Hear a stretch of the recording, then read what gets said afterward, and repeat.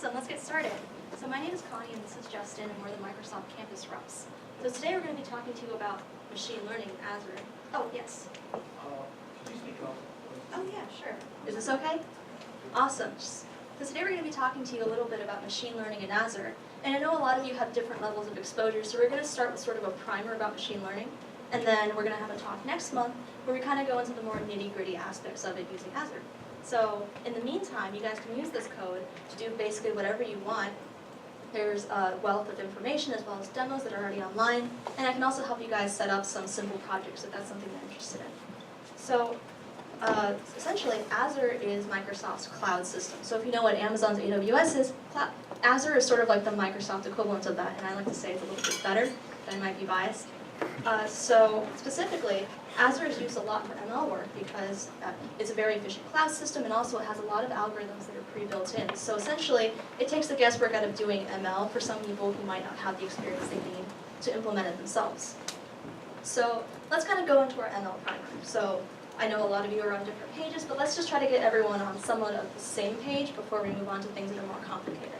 So who can tell me what AI is? Who knows what an AI is? Raise your hand. We have swag for people who answer questions. Yeah, what is it? Artificial intelligence. So what is artificial intelligence? And it's okay if you don't know, just give me your best guess. What? I just saw you don't know me. That's fine, that's fine. That's what we're here to fix. Artificial intelligence is kind of thrown around a lot, but not a lot of people really know what it actually is. In general, AI is just giving a machine the ability to learn and problem solve. So this encompasses a lot of different things, and we're going to go over what some of these things are. So no one wanted to take a stab at what AI was. Does anyone want to take a stab at what ML is? Does anyone know? Yes. What is machine learning? Isn't it just taking a bunch of data and getting responses off? Yeah, absolutely, absolutely. So machine learning is basically a subsection of AI where you train classifiers by sort of giving them a bunch of data and then having them run through this data so that they're able to predict future instances. And a lot of you probably have heard some of the different methodologies within ML, things like clustering, neural networks, SVMs, Bayesian networks. There's a lot of different methods, and people generally don't know what they are because they just want to throw around ML. So within ML itself, there's generally three different camps that the different methods tend to fall into: supervised learning, unsupervised learning, and reinforced learning. Supervised learning is essentially just a target outcome approach. You basically give it a bunch of independent variable predictors, and then when you feed this information in, you directly map inputs to outputs. So say you give it a picture of a dog, and you say every single time you see this picture of a dog, you say dog. But this kind of introduces a little bit of a problem because they're not very smart. They don't think very well for themselves. They kind of just learn a pattern of what you tell it to do over and over again. Like if you tell it, gyms are always guys. We'll always say gyms are guys, but if you give it a John, it's like, I don't know what that is. Sorry, I can't help you. So some examples of this are things like regressions, SVMs, random forests, things like that. There's also something called unsupervised learning, which essentially you don't map direct outcomes. Instead, you just kind of give it a suggestion of what it should be making equivalent. And this is really good for things like clustering, where you basically have a wealth of data, usually about a group, and then you want to be able to find patterns within this data to apply to your future learning. So clustering, k-means, these sorts of methodologies are types of unsupervised learning. My personal favorite, and the type of work I'll be doing at Microsoft, is actually reinforced learning. So reinforced learning is basically training for specific decisions that it has to make. And this kind of encompasses the very famous methodology that I'm sure everyone has heard thrown around, neural networks. Essentially what you're doing is exposing an algorithm to an environment and a wealth of data in order to have it train itself through trial and error. So for example, what happens in a neural net is you give it some information and then it basically maps a network of perceptrons that can then sort of make decisions for you. And whether it's any of these three methodologies or something we didn't cover, most services these days use some sort of machine learning when it comes to their product. Basically, machine learning is super hot. Every company wants to recruit for it. So if you know how to do some machine learning work, you're pretty well set for a job or internship in the future. So we're going to talk about a couple of ways that companies that you guys know and love probably use machine learning. So we're going to start with Tinder. Have you heard of Tinder? Used it, heard of it, have a friend that uses it? You can admit it. Yeah, I see some hands. Awesome. So what sort of data do you think Tinder wants to know about you? I saw your hand kind of waver a little bit. What do you think Tinder wants to know about you? Like age, location, interests. Yeah. Does anyone else have any other guesses? What do they think they want to know about you? anything at all. Guys gotta get engaged, we have prizes, yes. Your preferences, like whom do you usually write that on? Yeah, absolutely. So essentially, age, preferences, location, whatever it is, Tinder's taking this giant amount of data essentially where they know basically everything there is to know about you and what you look for in people. And they're able to use these metrics to make better guesses. So for example, if they know that he always likes people who are in Champaign, then they know to only show you people in Champaign. Maybe he doesn't go for Urbana, maybe it's something like that. And in turn, because they can tailor this experience to be smarter and smarter, they can have customers be happier and happier, and in turn, make more money. Because at the end of the day, making more money is what matters. And they can even take it a step further. Tinder actually recently launched an AI system where they actually swipe for you. So once you teach them what it is that you like and what it is that you prefer, they even take the human work out of it. They do it for you. So that when you open your phone, it's already made a bunch of matches. You don't even have to swipe anymore. We can also apply machine learning to something like Uber. I know Tinder is a little bit of a sketchy topic, but what about Uber? Has anyone used Uber before? Yeah, everyone, right? So what do you think Uber wants to know about you? Yes, you again. The general, like how many times you usually go, they'll try to predict your routine. So like if you go from point A to point B every day, they'll try to predict that for you. Yeah, absolutely. Actually, that's really close to the main thing that I wanted to get to. Uber's main sort of like pain point is essentially cab response times and making sure cabs are where they need to be at any given time. For example, you don't want someone calling a cab from Siegel to have to wait 20 minutes for a cab. So while they don't want a bunch of cars to always be clustered around certain locations, they want to make it so that it's smart enough so that cabs are where it would make sense to be essentially. Like, probably not a lot of people call cabs from the Mary Ann's in Urbana, but a lot of people probably call cabs from the Union. So they want to make sure that cars are in locations that make sense. And then they have their system optimized for that. And just a little bit of extra information, the way Uber actually does this is that they created their own in-house hexagonal clustering method, essentially, where there's these interlocking hexagons that sort of show a heat map in terms of where people are calling the most rides. So every day they refresh this heat map and train their algorithm so that it takes drivers to where it would make the most sense to be. But admittedly, sometimes this works a little bit too well. Sometimes things happen. Algorithms aren't people. We have to remember that at the end of the day, they are algorithms. They don't have human emotions. And so they don't really correct for some of the things that they should correct for. And that's really a big part of what machine learning needs to target these days, which is essentially being responsible to humanity, not just making decisions because they're the most logical, but sort of doing their due diligence and take care of people where they should. So for example, Uber got in a lot of hot water recently because during a hostage situation, they spiked prices so people couldn't leave the area, and they had a bunch of drivers flood into the area and make it impossible for rescue vehicles to come in. You can imagine that's not good, and they got a lot of really bad press for this. So this is something that kind of opened their eyes to the concept that they need to be more aware of situations. Situation matters, but it's hard to train for situations when it comes to an algorithm. There's no way to say, oh, there's this little caveat that this might be happening. That's hard to train for. And before these situations happen, it's really hard for companies to identify these pain points, which is why we see a lot of these bad situations coming up in the first place. So how in general do you implement a machine learning algorithm? Whether it's neural nets or SVMs or region networks, there's kind of a general pattern that most of them tend to follow. So essentially there's 5 main steps, and there can be more, but in general it boils down to 5 main things that have to happen. So for starters, you get data. You get millions and millions of data points, enough to basically swim in it for the rest of your life, and you don't even know what to do with it. So once you have this data, usually what happens is that firms will get the data, and then that firm will then clean up the data. And it's during this step 2, this cleaning process, essentially, where you sort of make the data, you sort of put it in a method that's easy for computers to read, whether this is making it a common lineage list or making a tree out of it or something like that. You want to make it sort of readable to computers. Of course, if I give you a sentence, you can say, yeah, I know what this means automatically. But if I give that same sentence to a computer, it'll probably have no idea what you're talking about. So once you get this data cleaned, what then has to happen is you train your model. So your model could be clustering, your model could be Bayesian networks, your model could be neural nets, whatever it is.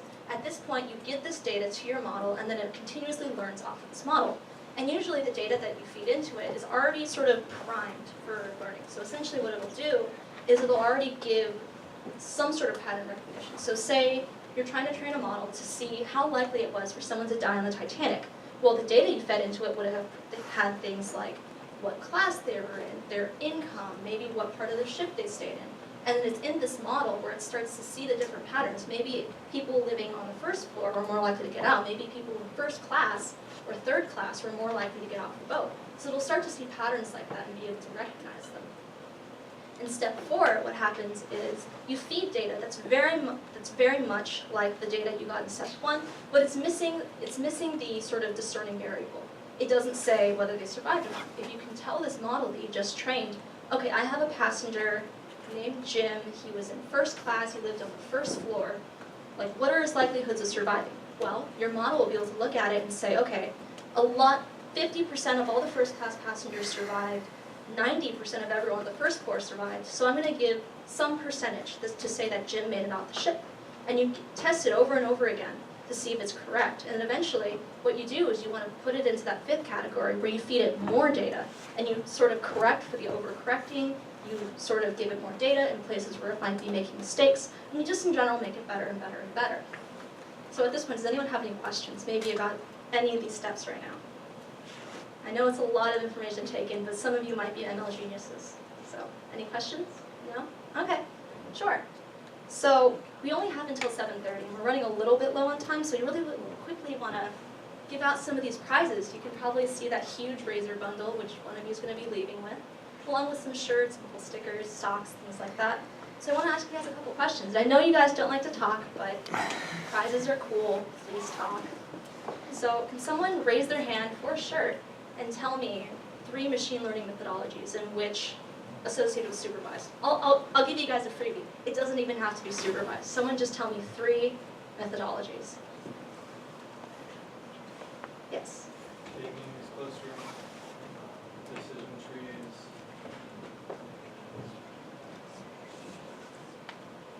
What's the brainy one that everyone always talks about? The brainy one? Yes, there you go. That's one of them. Awesome. Shirt for you.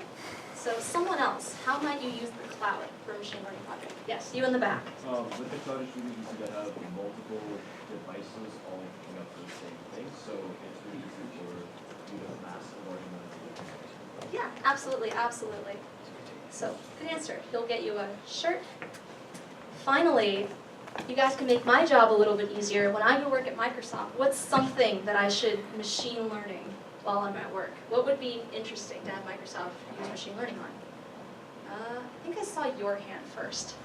Improve the experience of using Word or PowerPoint. Yeah, and how might somebody do that? By taking by collecting user data for like action symbols, like move with button symbols, press and change the layout to make it more accessible. Yeah, absolutely. Good answer. We have 1 shirt left for you. So now we're going to raffle off this. Essentially, we have like a short survey for you guys to fill out, just a little bit so that we know what we should come and talk about next time we're here, whether you guys want to know about the nitty-gritty parts of how to implement it, like SVMs, or whether it's something that's a little bit easier. We just kind of want to know where everyone's at and where, and kind of where we should go with our next talk. And it's going to ask you for a password, as well as for you to verify that you've activated your Azure code. And if you guys could like the MS at UIUC Facebook page, that would be really great. We post internship openings, tech talks, prizes, things like that. So it would be really helpful if you guys like that. And then we'll be using a random number generator to select one person who filled out that survey to take that lovely razor bundle home.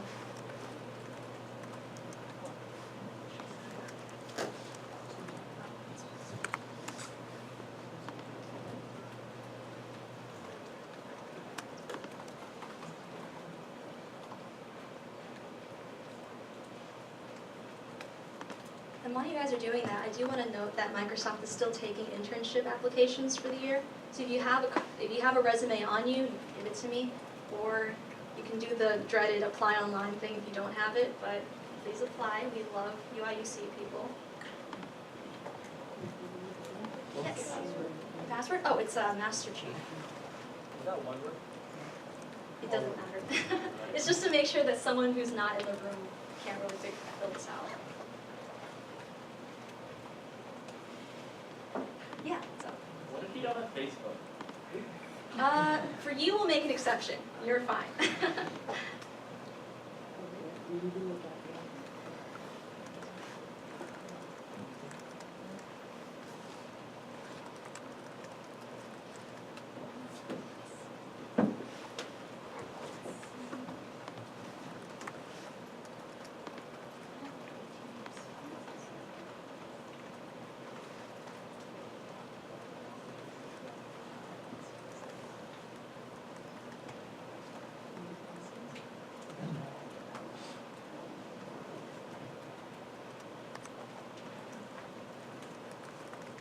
So for those of you who are done, does anyone game? Like, I know Razor's mostly a gaming thing, but you guys use their stuff already?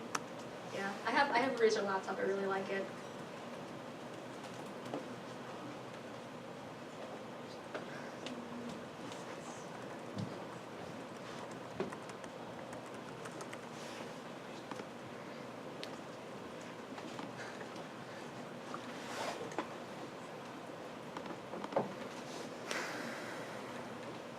Seeing a lot of people want to hear about Xbox.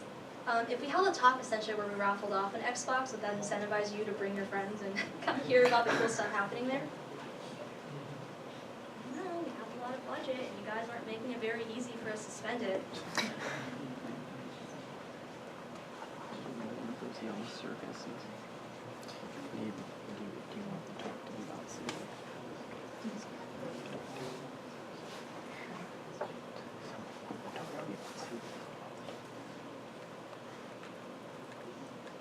Are people still working?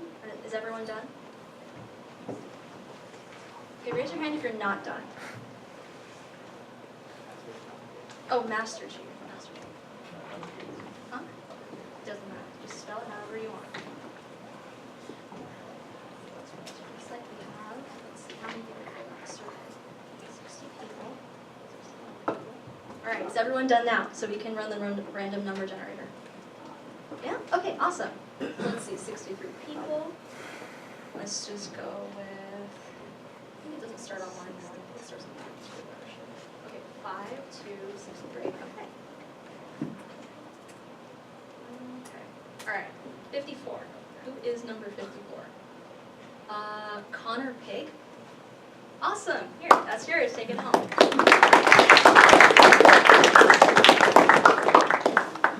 Awesome. If you guys don't have any questions, we're going to go ahead and give the stage back to your lovely TAs. All right. Well, thank you guys for your time. We'll see you guys next month.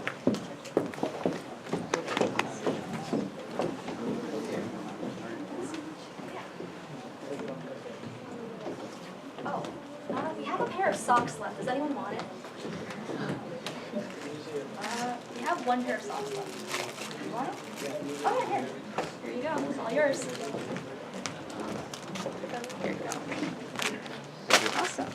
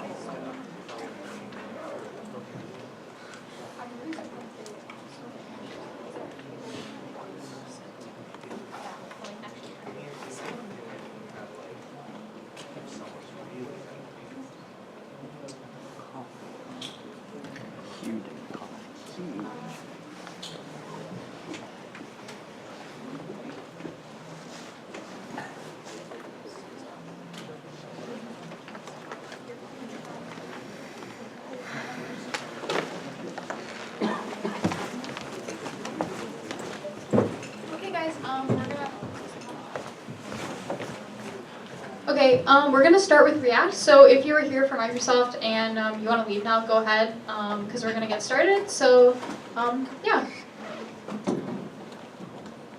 All right, who's here, or who here is a CS 196 student? I just want to make sure, because people might have just came to the Microsoft talk. All right, and then who wasn't here last week?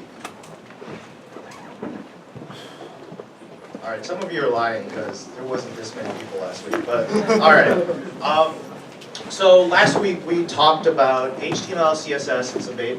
All right, so I'll just give the people who were just here for the Microsoft talk this.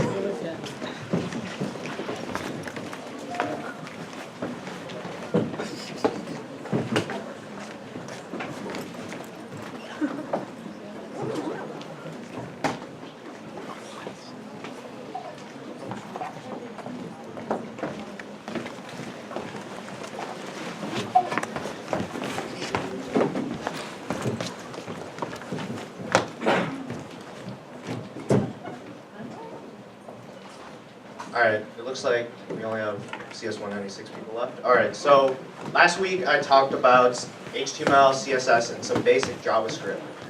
So we're actually going to review some of the content from last week because I heard a few of you had midterms, and just kind of go over some of the stuff I covered so that you guys could have a better understanding. So last time I talked about how HTML kind of follows a basic pattern.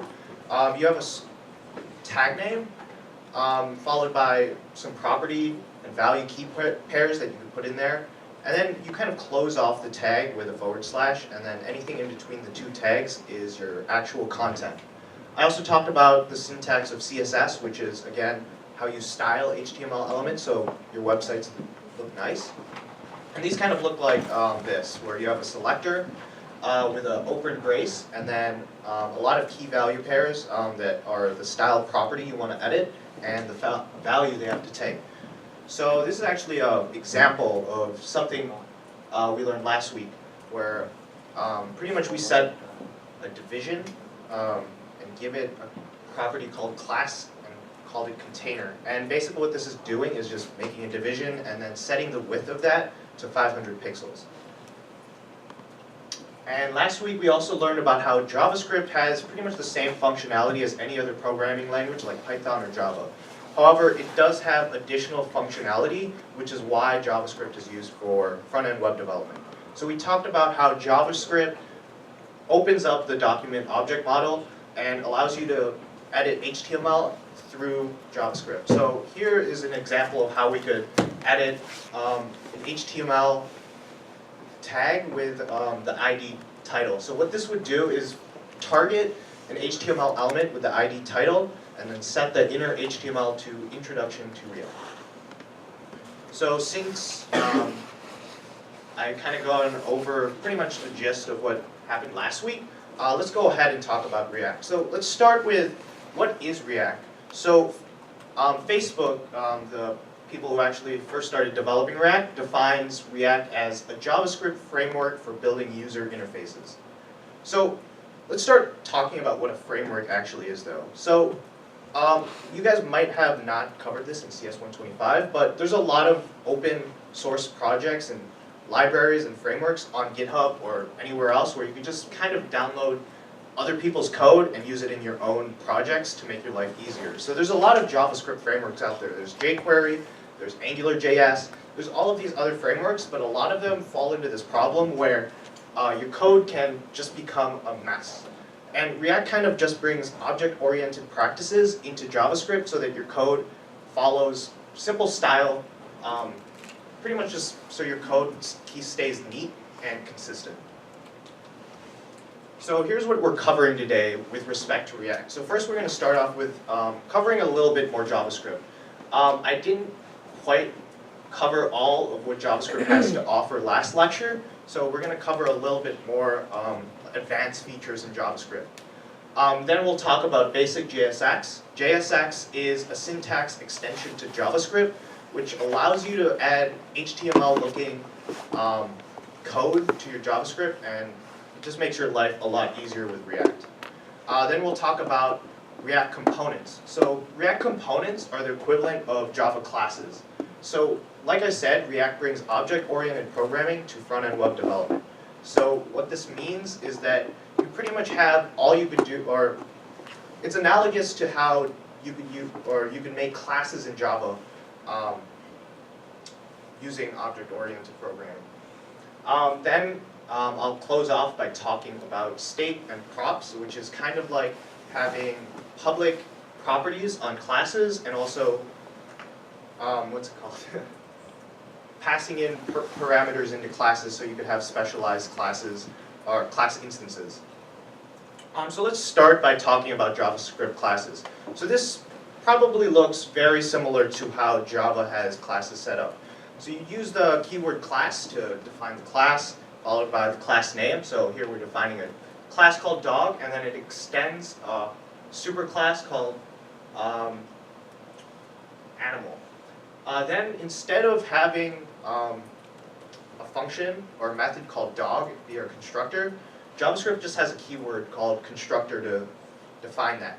And we have two parameters when creating an instance of this class, name and breed. Have you guys gone over super in CS 125?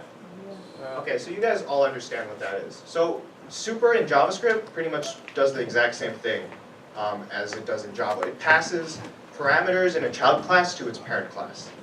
And then this is kind of how you set up a public class property in JavaScript. You kind of use the this keyword, dot the property you want to set, and then set it to the value you want to give it. And then here we set two methods, speak and getName.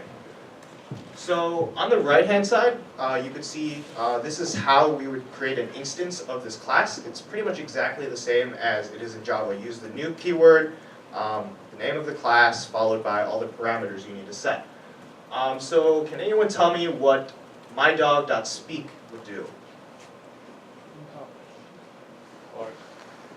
Yeah, it would print bark to the JavaScript console. Can anyone tell me what mydog.getName do?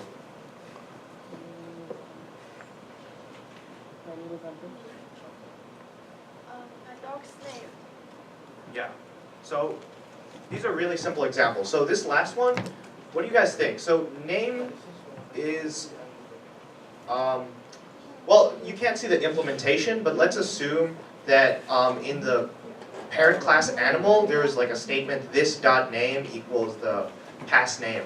So do you guys think that this will act like a Java public property or a private property? So who says public by show of hands? Thinks private. So actually, by default, you're pretty much going to have public properties. You don't really have to worry about making stuff private in JavaScript. It's not a secure language. It's front-end web development. So next, let's talk about array.map. So on the left, here's an example of an instance where you could use map. So we declare a variable called x, which is an array, and then give it the values 0, 1, and 2. We then call x.map and then hand over a function. So this is arrow notation for creating functions in JavaScript ES6. This is the same. This is just a function. So E is a parameter, and then in between the braces is the code within the function. So we're just taking an element and then returning the element plus 1. So the way that map works is it basically iterates through each element in X and gives Y an array that has the elements that are kind of mutated. So if we go through this, so this is one way of thinking about it. So E becomes E plus 1. So if we go through this, when we have 0 go through our map, it'll become 1. When we have 1 go through our map, it'll become 2, and 2 becomes 3. So Y just becomes an array that has the values 1, 2, and 3. Does anyone have any questions about this? No? All right. So since you guys all mastered this, since no one has any questions, what do you guys think, or what do you guys think this code does? This is pretty much the exact same as the last slide.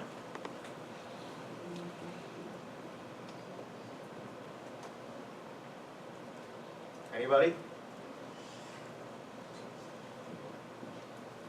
go ahead. It will print out the array y with one index will be, everything will be big by one.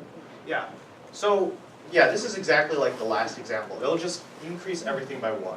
So let's go on to an example that actually has practical application. So what if I have an array of names and I return it with, I use map on these, the array names. So what do you guys think this will return? You in the back.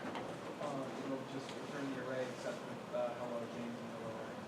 Yeah, exactly. So it's really important to know this .map function for arrays in JavaScript, because this actually turns out to be really helpful in React when you're trying to create multiple components with different parameters. So moving on, since we kind of covered the JavaScript prerequisite knowledge that you kind of need for React, let's talk about JSX. So JSX is an HTML-like syntax extension to JavaScript. I do want to point out though that JSX is not a templating language, if you know what that is. There's a few of them out there. There's Jade, there's Pug, there's ASCII Doc. You could even, like, I've seen like Markdown been used as a templating language, but it's not that. JSX actually is just pretty much a shorthand notation for declaring JavaScript objects. So if we look at an example of JSX, JSX, like this bolded line is what JSX is. It's exactly like HTML if you can't notice that already. But when it's getting compiled, this is actually what it looks like. You're pretty much just creating an instance of react.createElement and then giving each element, like, so h1 goes in, like your tag name goes in, all your properties go in, and then your content goes into the constructor. So this is actually what's going on in the back end. So let's look at some examples of some JSX. So the first one is pretty much just exactly like the last slide we saw. So JSX looks exactly like JavaScript or HTML. Next example we have shows an HTML element or JSX element that takes a class name title. But class is a reserved word in JavaScript, which means that if you try to compile it without class name, it'll actually error out. So the way that JSX works around this reserved word nonsense is by just calling it class name instead of class. Another thing that JSX kind of has that you don't usually run into in HTML is that JSX requires that there's only a single outermost tag, which means that if you want to have multiple tags within one JSX variable, you need to contain it with something, so a div tag, a span tag, or something like that. If you try to run this code without the outermost div tag, it's not going to run. Does anyone have any questions about this last one? Because that might be a little bit confusing. No? All right. So another powerful thing about JSX is that you could embed information that are stored in JavaScript variables. So if I have a variable name and I set it equal to my name, I could actually embed that into any JSX element that I want using this kind of syntax with curly braces. And you actually could do that with functions too, just by calling them. So now let's kind of go back to JavaScript mapping. So this is kind of a practical application of using the arrays.map method. So again, we have an array of names, and then we set introductions equal to the mapping of that with some JSX mixed in there. So this will actually create an array of JSX elements that all have the correct name in there, and then you could just render those all out. So let's talk a little bit about how you would go about rendering JSX to your website. So on the left would be what your HTML file would look like. It's really simple. All you really need is a single element that you could target. So in this case, we're targeting this div tag using an ID called app. On the right-hand side is what your JavaScript might look like. Don't worry about the import statements right now. I'll talk a little bit about them towards the end, but this is kind of specific to how you set up your environment. Yeah, it gets a little bit messy with imports and stuff like that. But the way you render your JSX, so we have a JSX element here that just says hello world. and you call a method called render from your import of React DOM, and then you give it the element you want to render followed by the target. So in this case, we're doing document.getElementById, and it's this app. So if we were to run this code, all it would do is pretty much take this and put it inside. Moving on, so that's pretty much the basics of JSX. So let's talk a little bit about how object-oriented programming practices can be applied to front-end web development. So this is an example of a React component. If you don't notice it already, it's pretty much just a JavaScript class with one distinction. It extends React.component. Another thing to notice is that React components require a function called render, or a method called render. So all render does is return some JSX. So the HTML-like syntax we've been looking at in the last few slides. And those are the only two requirements. That it extends React.component and has a method called render that returns some JSX. Now if you have like props, so props are pretty much, when you're instantiating a class in Java, you give it parameters. Props are React's version of that. And when you use props, you also have to call supers. Oh, and at the bottom, we have an example of how you would instantiate an instance of clicker, the clicker component, and then pretty much your JS, like they'll return the JSX and then store it in that variable. So let's talk a little bit about the differences between React props and React state. So these actually draw many parallels with JavaScript, or not JavaScript, Java object-oriented programming. So this .props are like values you pass to your Java class constructor. So when you say new class name and then you have like parentheses followed by a bunch of values, your props are pretty much those values, but that's React's version. This .state are your Java class properties. So in your class definition, if you have like public int, I don't know, index equals 0, that would be like that. So let's kind of look at how the code looks compared to each other. So if we look at how we would pass a component versus a class a property, in React you kind of just use the property value key value pair system that HTML uses. In Java, it's this syntax that you guys are all probably familiar with right now. And then the way you would access this information in React is by doing this.props.name. And then the only way to do that in Java is by being inside the constructor. React is different in that you could be in any part of the React component and access props. Whereas in Java, you could only access pretty much your parameters within your constructor function. So looking at state, this is actually kind of weird. So you have to create a property called this.state, which is an object of key value pairs. In Java, this is, again, analogous to this sort of thing, where you have a public variable within your class. And the way you access it in React is by using this.state.value, and in Java, you'd use this.value. So let's go to a demo now. So you guys could actually all use this link and play around with the code yourselves too. So I'm going to go ahead and open this up. And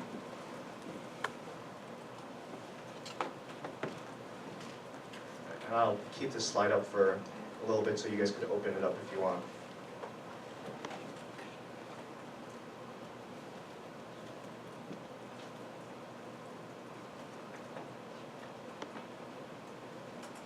Is everybody good? All right. So moving on to the demo.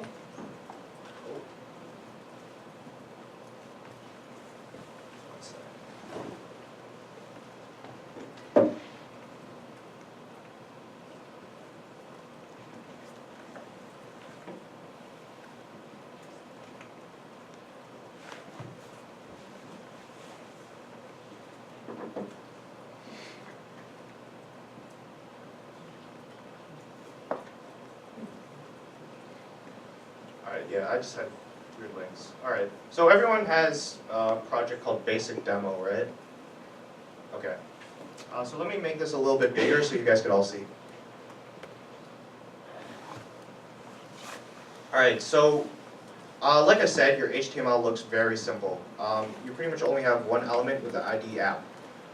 Here, well, let's talk about greeting first. So greeting has, this is the simplest component you could pretty much make. It has nothing in it other than a render function that returns hard-coded JSX. So it'll just say, just says hi Alfred. So if I change this to greeting,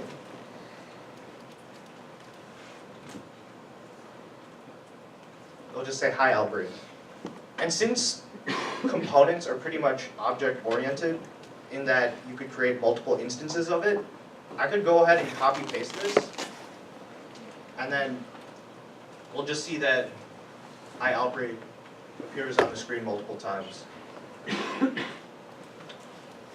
Moving on to the next level of complexity. So this is a little bit different. It's pretty much the same one, but now we have to pass a property called name to greeter.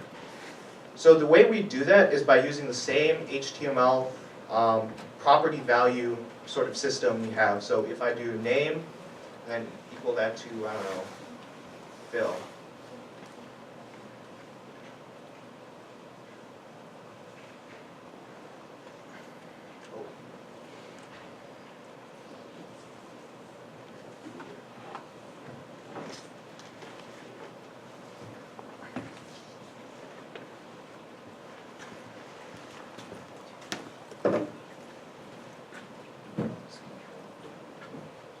Alright, so as you can see, we could pretty much create customized messages just by passing it a different prop. Now, we kind of saw this in one of the slides, but now I actually want to show you a demonstration of using a mapping to create multiple JSX elements and then actually rendering them. So if you go ahead and render greetings, so since we need to embed this into our JSX, we actually have to use the curly brace notation and then put greetings in there.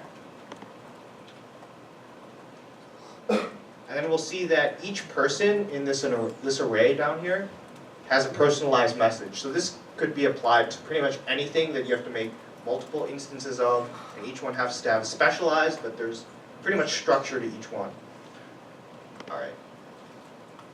So now I have a more advanced demo using this.state. So I'll put up the link to that code pen. So you guys could all go to that and play around with that code.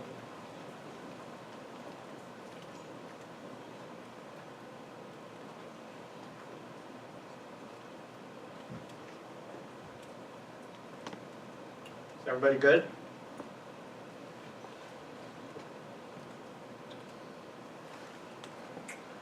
Alright, so if you look through this, we have the same HTML, it's really simple. And I defined a component named clicker, and it takes in a few key things. So actually, wait. We actually don't need this. Don't need that. I think.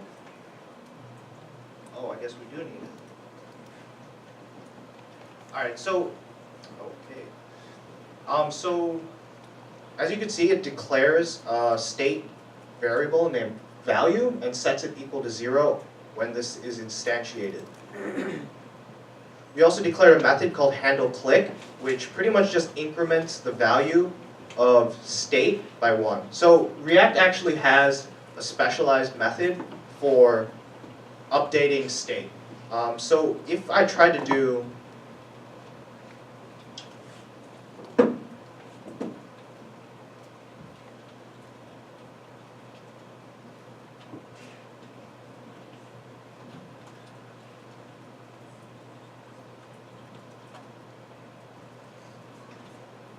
If I tried to do that, it actually wouldn't work. So if we tried to run this, let's see, every time I click it, it's not updating the clicks value. And the reason it doesn't do that is because this .setState does two things. It updates the value of your state variable, and then it also calls render.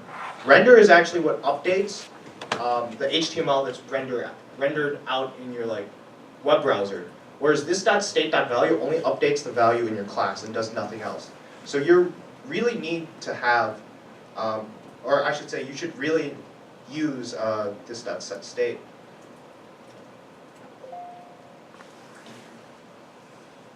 And another thing I want to kind of show is that if we do the same thing where we kind of create multiple instances of this, each one of these clickers can maintain separate counts. And you guys already have done object-oriented programming to you, but this seems fairly intuitive, right? Like each one has its own state that's discrete from each other clicker component. And one last thing I want to show you, if you guys actually want to make a React app, Facebook has this kind of tool called Create React App that'll set up your whole web or your whole development environment. So if you go to GitHub and then search Create React App, there's a lot of instructions on how to start a React app. I know that the React website has a lot of good resources when it comes to how to get started, how to set up Babel and Webpack and all your builders. So if you guys have any questions about how to start a project or where you should go if you want to learn more, I'm available after this lecture for a little bit to talk. So that's all I have. So.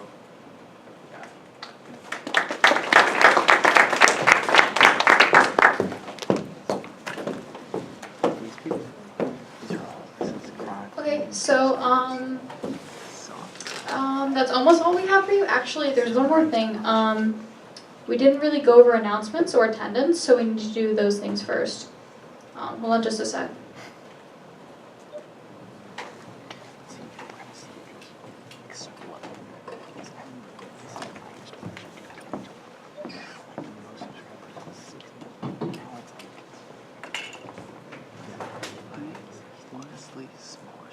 Okay, as you know, there are office hours. So this week, since we don't have homework, office hours are going to cover Git and Bash. So a lot of you have been having trouble with those, having trouble getting your homework, having trouble submitting your homework, having trouble using this for your projects. So if you're having any problems with this, please come to office hours this Wednesday and Thursday. We can get you set up. It won't take very much time, and then you'll be a pro at using this. It's super necessary. If you're ever going to do anything in CS, you really need to know how to use Git and Bash. So please, please come if you're having trouble. Okay, the other thing is midterm signups are available. So as I mentioned before, midterms are going to be interview style. So you're going to have to sign up for a time slot. The spreadsheet is here, so if you go ahead and click on this link.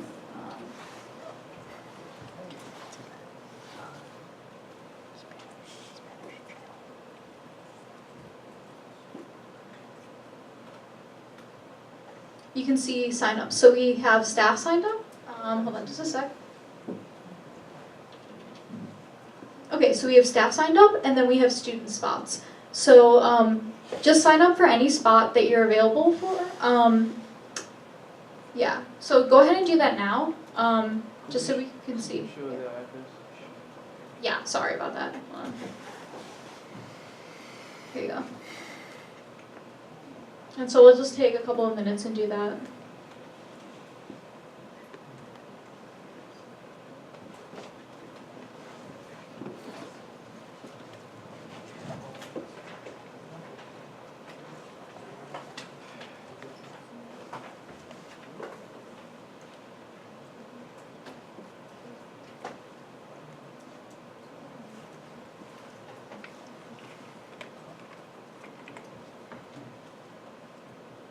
Okay, and I'll also be posting this to Piazza, so make sure you keep an eye out for that if you don't get a chance to do it right now or you don't know your schedule.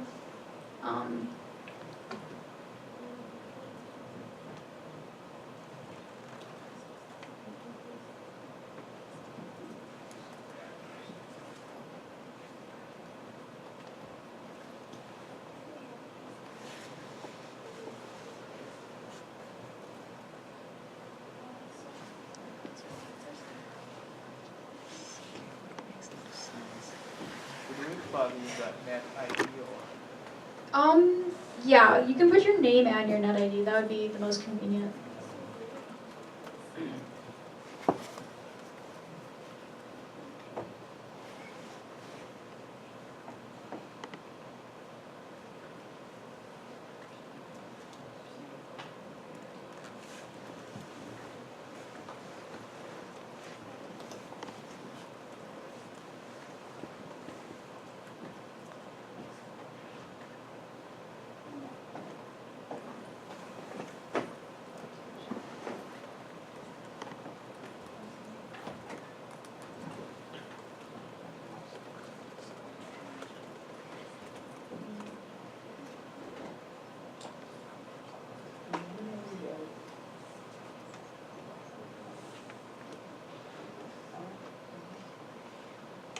So it's gonna be like you guys give us a problem to do? Yeah, so what we did last year is we had like 3 problems of varying difficulties, and then we basically give them to you like interview problems, and then you go up to the whiteboard and write, and we'll go over how to do that and how to do a good job, how you can get full credit next week.